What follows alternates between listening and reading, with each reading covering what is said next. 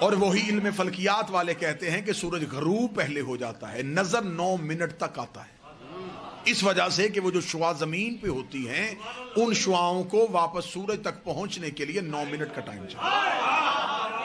جتنی دیر تک وہ زمین سے سورج تک پہنچتی ہیں، زمین والے سمجھتے ہیں کہ ابھی سورج ہے لیکن وہ جا چکا ہوتا ہے۔ میرے جانے کے بعد سب بات سمجھ میں آئے تو پھر نوکر کو دعا دے دینا، رات بستر میں سمجھ آئے تو پھر نوکر کو دعا دے دینا۔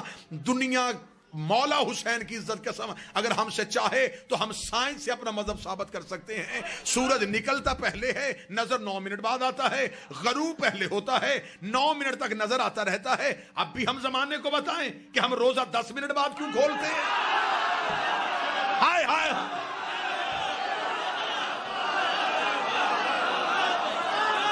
ہمارے سحر و رفتار کا تعلق شعاؤں سے نہیں،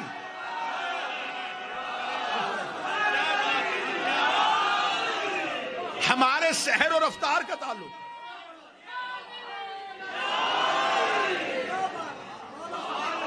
ہمارے سحر و رفتار کا تعلق شعاؤں سے نہیں، سورج سے۔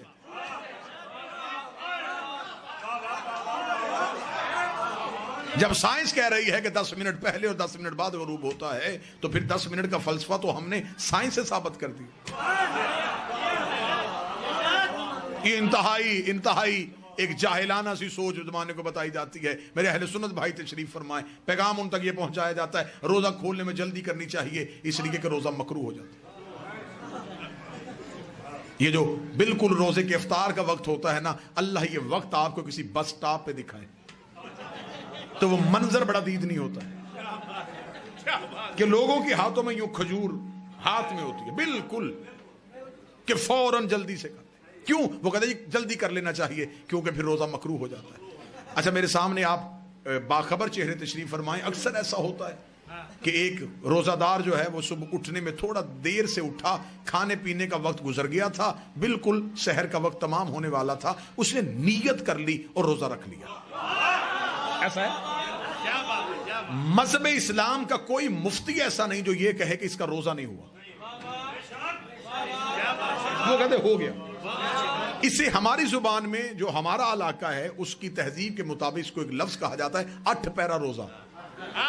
اب پتہ نہیں آپ کے ہاں کون سا لفظ بولا جاتا ہے، ہمارے یہاں کہا جاتا ہے 8 پیرا روزہ جو بغیر کھائے پیے رکھا جائے، بلکہ مولوی کہتے ہیں مسجدوں والے کہ اس کی زیادہ فضیلت ہے کیونکہ یہ بغیر کھائے پیے رکھا۔ اچھا، بغیر کھائے پیے رکھا ہو گیا، جو روزہ بغیر کھائے پیے رکھا جا سکتا ہے بغیر کھائے پیے کھولا کیوں نہیں جا سکتا؟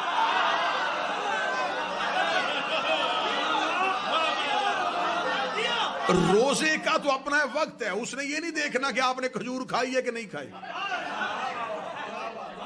آپ فجر پڑھیں یا نہ پڑھیں، جب فجر کا وقت گزر جائے گا تو وہ گزر گیا۔